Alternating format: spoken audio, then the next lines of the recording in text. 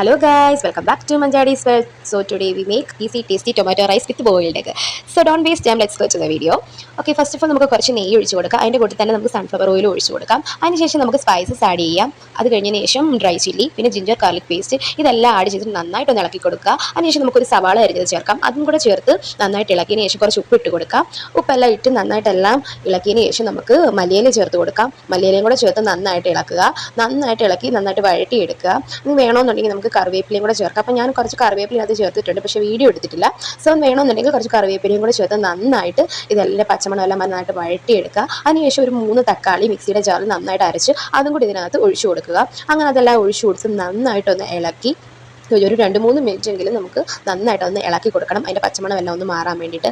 അതിനുശേഷം അതെല്ലാം നല്ല രീതിയിലൊന്ന് തിളച്ച് വന്നു കഴിഞ്ഞതിന് ശേഷം ഇതിലേക്ക് നമുക്ക് പൊടികളൊക്കെ ആഡ് ചെയ്യാം. അപ്പം ഇവിടെ ഞാൻ പൊടി എടുത്തിരിക്കുന്നത് 1 സ്പൂൺ മുളക് പൊടി, 1 സ്പൂൺ മല്ലിപ്പൊടി, 1 സ്പൂൺ പഞ്ചസാര.